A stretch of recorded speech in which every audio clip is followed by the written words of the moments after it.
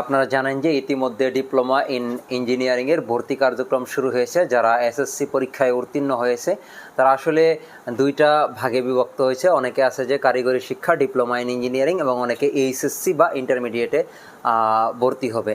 তো সেই ক্ষেত্রে আসলে যারা ডিপ্লোমা ইঞ্জিনিয়ারিং ভর্তি হবেন সেক্ষেত্রে বিভিন্ন ডিপার্টমেন্টে ডিপ্লোমা ইঞ্জিনিয়ারিং করা যায়, যেমন glass ceramics, marine engineering, textile engineering এবং পলিটেকনিক।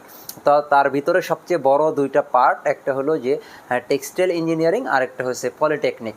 তো আসলে পলিটেকনিকে বিভিন্ন সাবজেক্ট আছে এবং টেক্সটাইলে আসার পর আবার বিভিন্ন ডিপার্টমেন্ট আছে। মূলত টেক্সটাইল ইঞ্জিনিয়ারিং বিভিন্ন ডিপার্টমেন্টগুলো সিমিলার, কিন্তু আসলে দ্বিধাদ্বন্দ্বে পড়ে যায় যে বা কৃষি ডিপ্লোমা আছে।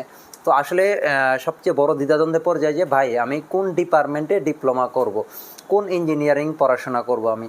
আসলে আপনি যদি আপনার ড্রিম কি, আপনার ফিউচার কি, আপনার কি ভালো লাগে, আমি বলবো ফার্স্ট প্রায়োরিটি আপনি সেটা দেন, যে আপনি কোনটা আপনার ভালো লাগে, কোন সাবজেক্টটা আপনার ভালো লাগে, কোন সাবজেক্ট পড়তে আপনার পছন্দ হয়। কারো কথায় আপনার বা কেউ একটা সাবজেক্টে পড়ে ভালো কিছু করছে, অনেক টাকা আর্ন করতেছে, সেটা দেখে আপনি কখনোই আপনার পড়াশোনার সিদ্ধান্তটা নিয়েন না। আপনার যেটা ভালো লাগে সেই ডিপার্টমেন্টের উপর আমি বলবো আপনি অ্যাডমিশন নেন। কারণ লাইফে প্রত্যেকটা ডিপার্টমেন্টেরই ভালো এবং খারাপ আছে। প্রত্যেক ডিপার্টমেন্ট থেকে কেউ না কেউ অনেক ভালো অবস্থানে, ভালো জায়গায় আছে। সুতরাং আপনার ডিপেন্ড করবে আপনার উপর। আপনি যদি টেক্সটাইল ইঞ্জিনিয়ারিংয়ে ভর্তি হন, আমি যদি শর্টকাটভাবে বলি, টেক্সটাইল ইঞ্জিনিয়ারিংয়ে আসলে আপনার গভর্নমেন্ট চাকরির চিন্তাটা মাথা থেকে মানে জেরে ফেলতে হবে। গভর্নমেন্ট চাকরির সংখ্যা এখানে কম, কিন্তু টেক্সটাইল ইঞ্জিনিয়ারিংয়ে পড়াশোনা করলে এখানে আপনার যদি চাকরি করার ইচ্ছা থাকে আপনি বেকার থাকবেন না। হিউজ প্রাইভেট সেক্টর আছে এখানে, চাকরি করার মতো প্রাইভেট সেক্টরে পরিশ্রম করার মন মানসিকতা থাকতে হবে। এটা পরিশ্রমের সেক্টর, এখানে আসলে বসে থেকে উপার্জন করার মতো কোনো সুযোগ নেই। আর আপনার যদি অ্যাকচুয়ালি সরকারি চাকরির ইচ্ছা থাকে, আমি বলবো যে আপনাকে কৃষি ডিপ্লোমায় ভর্তি হইতে। যদিও অনেকেই বলে যে কৃষি ডিপ্লোমা পড়াশোনা করে কি করবে, এখানে কৃষি ডিপ্লোমায় হিউজ গভর্নমেন্ট জবের সুযোগ আছে এবং উদ্যোক্তা হওয়ার সুযোগ আছে কৃষি ডিপ্লোমায়। আপনি খুব সহজে যদি উদ্যোক্তা হতে চান, আপনার খাবার পৃথিবী যতদিন আছে ততদিন খাদ্য লাগবে, সুতরাং এর কোনো বিকল্প নাই। এই সম্পর্কে অনেক কিছু বলার আছে, বাট আমি এই সম্পর্কে যাব না।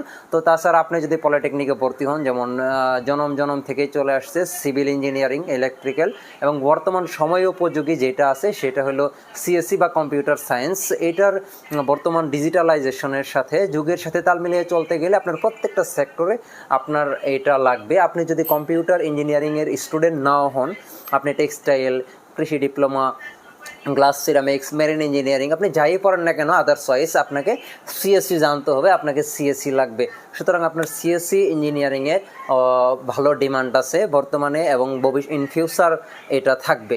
তো ফিউচারের কথা চিন্তা করলে আপনি সিএসসিতেও অ্যাডমিশন হইতে পারেন। তবে আপনাকে ডিপেন্ড করবে আপনার জব ক্ষেত্রটা। আপনার যদি কেউ রিলেটিভ কেউ থাকে, যেহেতু এই জবগুলো প্রাইভেট জবগুলো রিলেটিভের মাধ্যমে ম্যাক্সিমামগুলো বেশি হয়ে থাকে প্রাইমারি স্টেজ, এবং পরবর্তীতে নিজের কেরিয়ার ডেভেলপের মাধ্যমে, নিজের আদার্স অ্যাক্টিভিটিসের মাধ্যমে, সেটা ডিপেন্ড করে বিভিন্ন ক্লাব বা বিভিন্ন সংগঠনের মাধ্যমে আপনার যে পরিচিতি লাভের মাধ্যমে কতটা আপনি নিজেকে ডেভেলপ করতে পারছেন তার উপর ডিপেন্ড করে।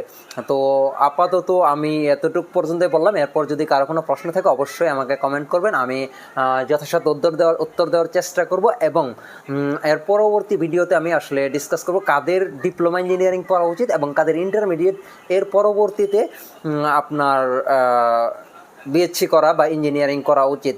এছাড়াও আপনার এখন সবাই প্রথমে ট্রাই করবেন যারা ডিপ্লোমা ইঞ্জিনিয়ারিং করবেন বেসরকারির আগে। এখন সরকারিতে হিউজ পরিমাণ আসন সংখ্যা আছে, আপনি একটু ট্রাই করলে সরকারিতে হয়ে যাবে। প্রথম অবস্থায় চেষ্টা করবেন সরকারি পলিটেকনিক, টেক্সটাইল, গ্লাস সিরামিক্স এবং মেরিন ইঞ্জিনিয়ারিং যে সাবজেক্টগুলো আছে আপনার পছন্দের সাবজেক্টে সেই জায়গায় চয়েস দিতে এবং সেই সাবজেক্টগুলো চয়েস দিবেন। যদি না হয় তাহলে দেখে শুনে ভালো একটা প্রাইভেট প্রতিষ্ঠানে অ্যাডমিট হবেন। ধন্যবাদ। আসসালামু আলাইকুম।